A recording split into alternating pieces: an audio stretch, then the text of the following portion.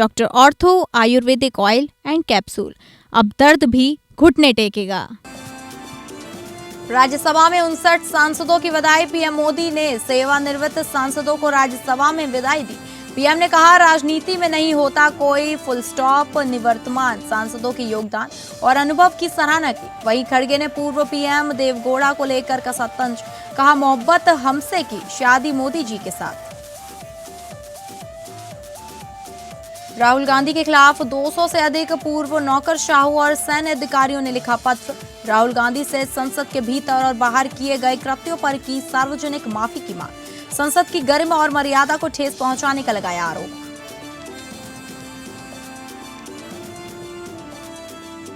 योगी सरकार के 9 साल। सीएम योगी ने अपनी सरकार के 9 साल का रखा लेखा जोखा। सरकार के 9 वर्ष पर एक पुस्तक का किया विमोचन। कहा, आज उत्तर प्रदेश बन रहा इंफ्रास्ट्रक्चर प्रदेश। पश्चिम एशिया में जंग में इजरायल ने ईरान को दिया बड़ा झटका। हवाई हमले में अली लारिजानी और कमांडर सुलेमानी की मौत की पुष्टि। आज हुआ अंतिम संस्कार।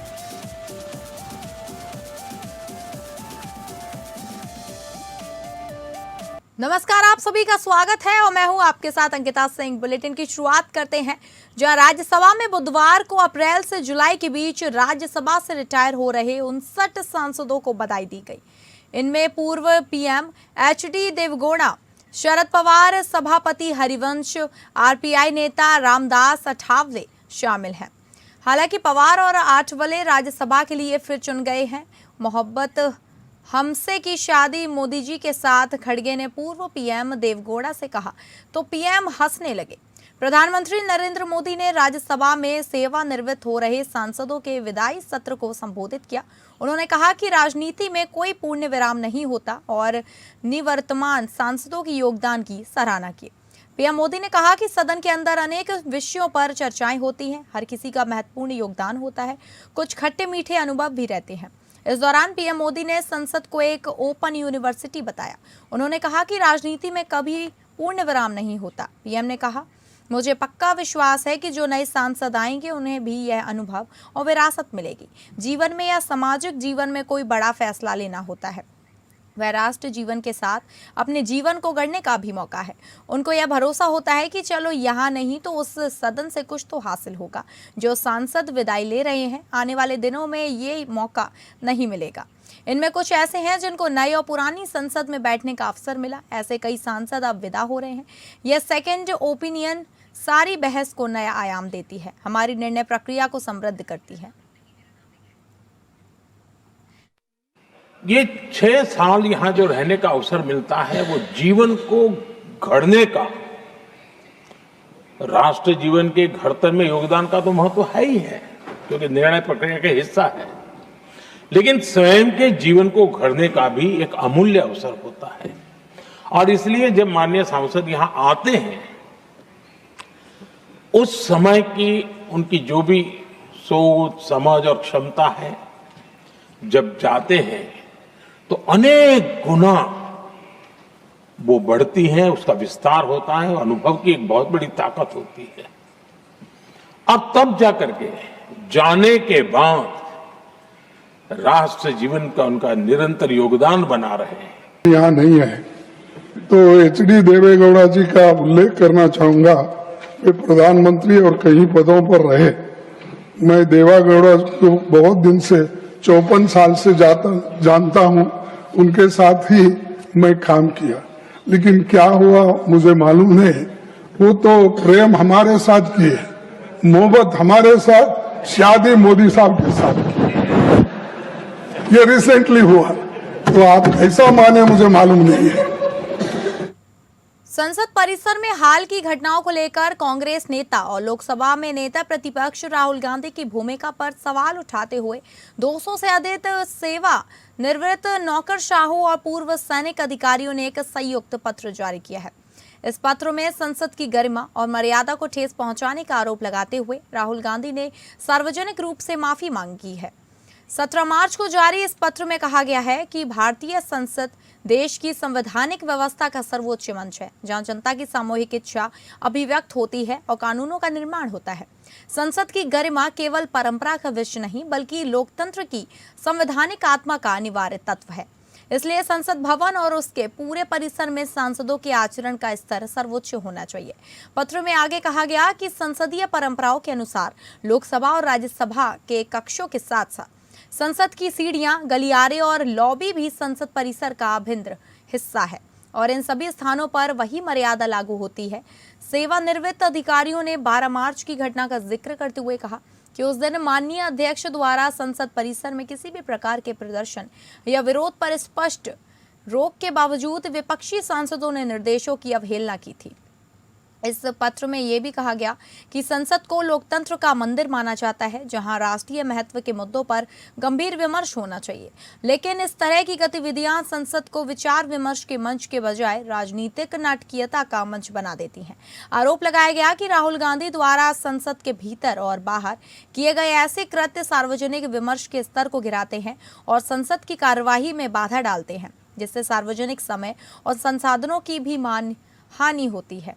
सेवानिवृत्त अधिकारियों ने इस बात पर विशेष चिंता जताई कि यह आचरण ऐसे व्यक्ति द्वारा किया गया जो नेता प्रतिपक्ष जैसे संवैधानिक पद पर है। सरकार से सवाल पूछना लोकतांत्रिक अधिकार है, लेकिन ऐसा करते हुए देश की लोकतांत्रिक संस्थाओं को साख को नुकसान नहीं पहुंचाया जाना चाहिए।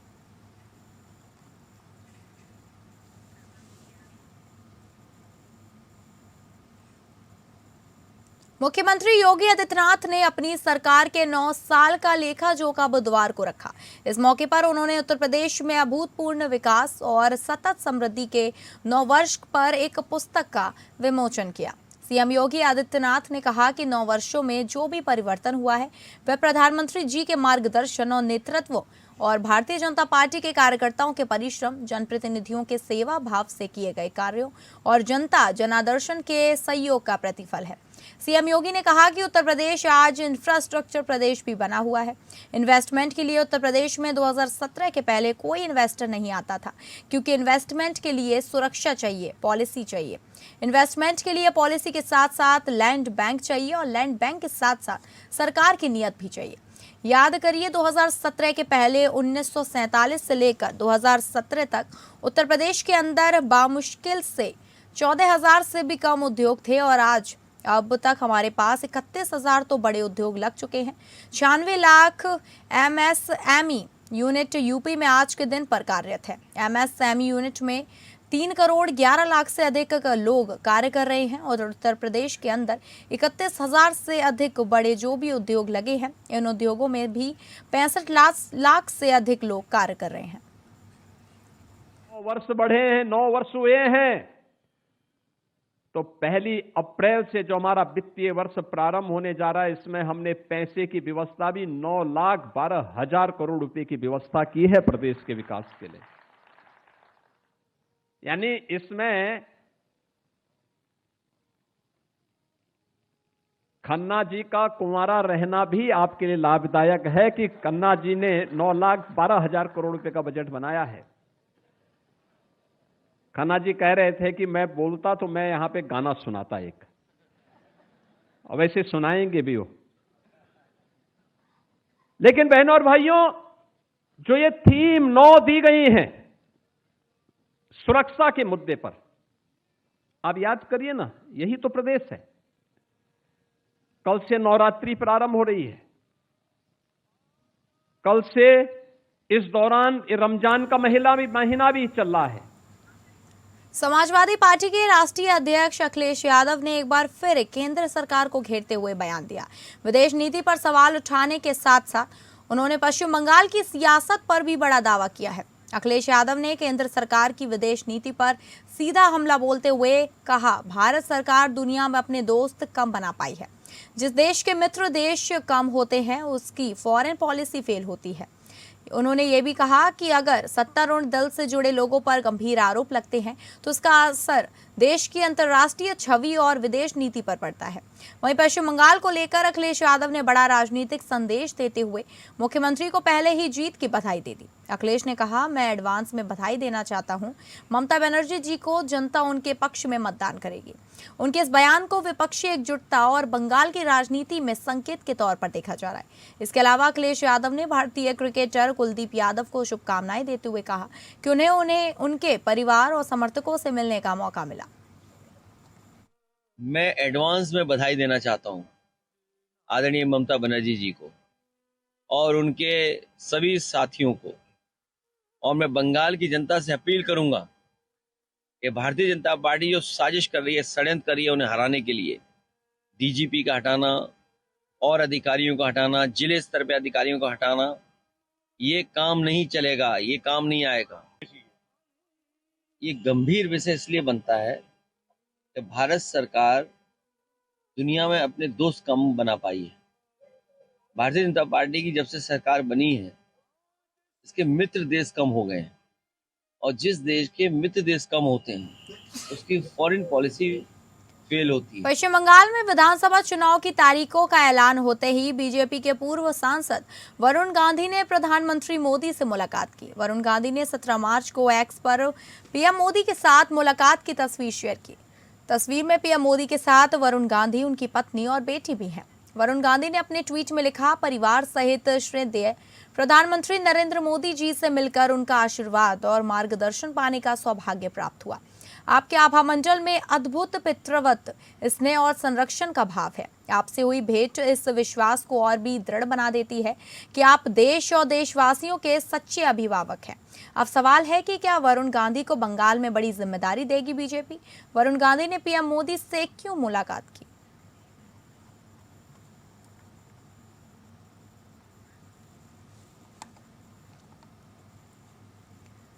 झारखंड विधानसभा के बजट सत्र का कार्यकाल शांतिपूर्ण ढंग से संपन्न हुआ। प्रश्नकाल के दौरान शिक्षक पात्रता परीक्षा जेटेट का मुद्दा जमकर उठा। इस दौरान सदन में नेता प्रतिपक्ष बाबूलाल मरांडी ने जेटेट के आयोजन की तारीख घोषित करने की मांग रखी, जिसे लेकर पिछले 9 वर्षों से अभ्यर्थी इंतजार में है। ऐसे में सत्र के भीतर नेता प्रतिपक्ष को जवाब देते हुए इस मुद्दे पर रह रहे कि उच्च शिक्षा मंत्री सुदीव्य कुमार ने सदन को बताया कि सरकार 31 मार्च तक जेटेट का आयोजन करेगी। तो वहीं शिक्षा में सुधार को लेकर राज्य विश्वविद्यालय विधेयक में संशोधन को लेकर आज काफी लंबी बहस के बाद इस प्रस्ताव को सदन में ध्वनि मत से पारित किया गया, जिसमें संशोधन हेतु विभागीय मंत्री को कई सुझाव सदस्यों द्वारा दिए गए थे। इससे पहले आज सत्र की कार्यवाही के दौरान शिक्षक नियुक्ति, सहायक अभियंताओं, स्वास्थ्य विभाग में लापरवाही, संताल में पेयजल की लंबित योजनाएं सहित कई मुद्दों पर पक्ष विपक्ष के सदस्यों ने विभागीय मंत्री का घेराव किया। इस दौरान विधायकों ने अपने अपने क्षेत्र के मुद्दे उठाए और विभागीय मंत्री से जवाब मांगे।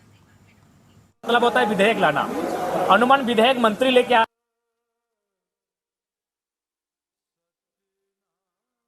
में एक प्राइवेट बिल लेकर आया था, उसका नाम था झारखंड प्रवासी श्रमिक सशक्तिकरण, संरक्षण एवं कल्याण विधेयक 2026। लेकिन चूंकि जब कोई निजी बिल आता है तो विधानसभा के पटल पर उसे आने दिया जाएगा या नहीं दिया जाएगा, वो विधानसभा अध्यक्ष की विवेक पर निर्भर करता है। लेकिन मुझे उस निजी बिल को विधानसभा के पटल पर लाने का अवसर नहीं मिला। मुझे खेद है इस बात का। कुछ त्रुटियां बताई गई, लेकिन मेरा मानना था कि एक महत्वपूर्ण विधेयक होता, राज्य के श्रमिकों के लिए, राज्य के प्रवासी श्रमिकों के लिए विधेयक था, और इस विधेयक को मैं एक निजी बिल के तौर पर ला रहा था। हालांकि उसे स्वीकार करना या ना करना तो सरकार का विषय था। 135 पन्नों का विश्वविद्यालय विधेयक और 2 घंटे का भी समय नहीं है। अब उसमें आप बताइए कि संशोधन कितना डालेंगे और कैसे डाल पाएंगे। अगर 1-2 संशोधन गया भी तो उसमें अगर बात आती है प्रवर समिति को भेजने में, तो उसमें इतना क्या परहेज है भाई। झारखंड विधानसभा में बजट सत्र के आखिरी दिन राज्य के स्वास्थ्य मंत्री इरफान अंसारी का अलग रूप देखने को मिला। मंत्री ने श्री राम का पट्टा गले में पहनकर सदन में एंट्री की। इस दौरान उन्होंने आगामी रामनवमी पर्व को लेकर विपक्ष द्वारा उठाए जा रहे डीजे और जुलूस विवाद पर अपनी बात रखी और सनातन धर्म के प्रति अपना प्रेम प्रकट किया। वहीं पत्रकारों से कई सवालों का जवाब देते हुए उन्होंने नेता प्रतिपक्ष को ईद पर न्योता भी दिया। उधर भाजपा विधायकों ने स्वास्थ्य मंत्री के इस नए अवतार पर टिप्पणी करते हुए उनके सनातन प्रेम पर जवाब भी दिया।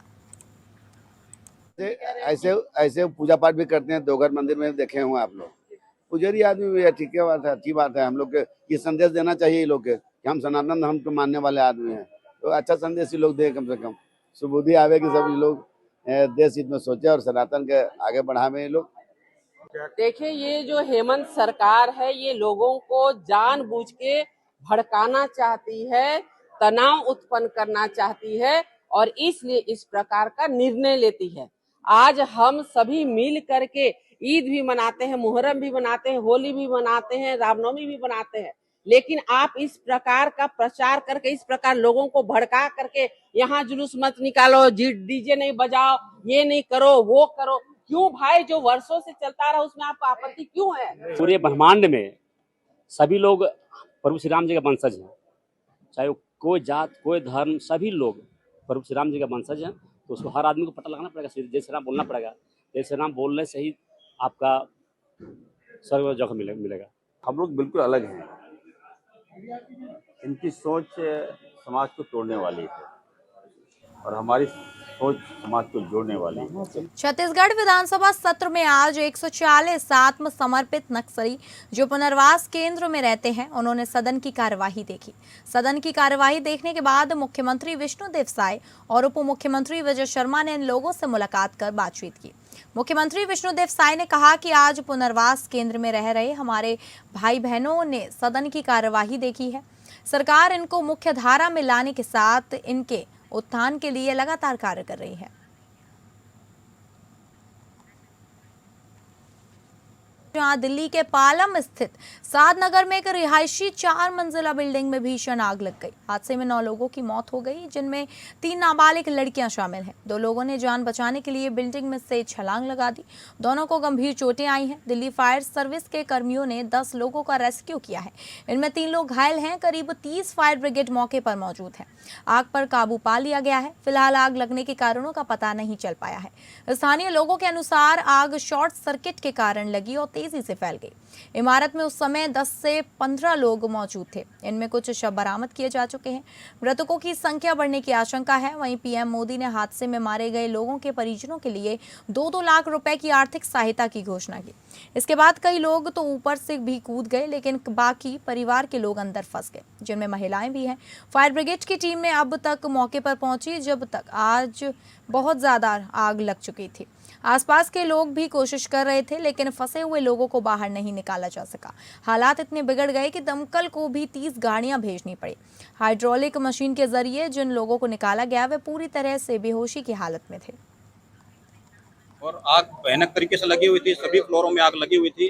फायर को एक्सटिंग्विश किया गया, उसके बाद में रेस्क्यू वर्क को अंजाम दिया गया और जिसमें हमने 2 डेड बॉडीज निकाली। एनडीआरएफ के आने से पहले 12 लोगों की लगभग इन्होंने निकाली है, फायर सर्विस ने और अन्य एजेंसियों ने मिलकर। हाँ, अभी रेस्क्यू वर्क अभी काम चल रहा है। अभी 3rd फ्लोर पे अभी आग लगी हुई, आग बुझी नहीं है।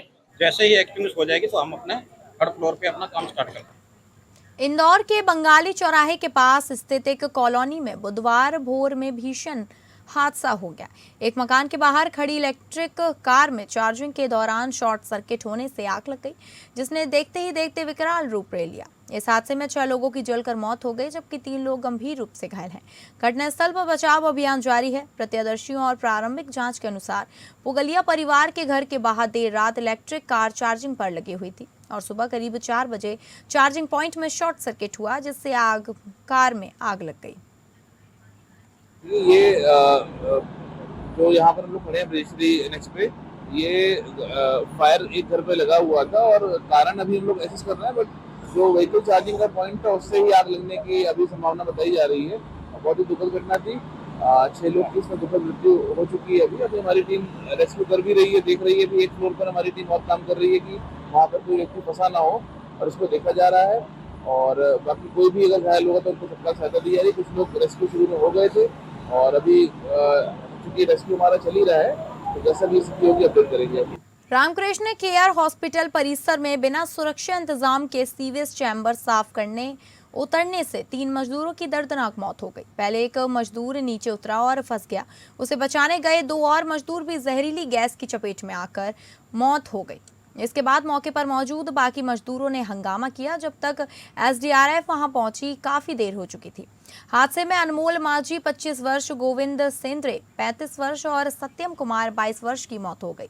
टिकरापारा टी विनय बघेल ने मौत की पुष्टि की। लेकिन सबसे बड़ी विडंबना की बात यह है कि अस्पताल प्रबंधन जिस हिसाब से मजदूरों की लाश को पीछे के रास्ते से लेकर जाना कहीं ना कहीं अस्पताल प्रबंधन के ऊपर एक प्रश्न चिन्ह जरूर लगाता है। और यहाँ भी बताना लाजमी होगा कि रामकृष्ण केयर हॉस्पिटल में इस टाइप का यह पहला किस्सा नहीं है। मरीजों के साथ खिलवाड़ ई हॉस्पिटल में होते आए हैं, लेकिन अभी तक कोई कार्रवाई इस अस्पताल के ऊपर नहीं की गई है।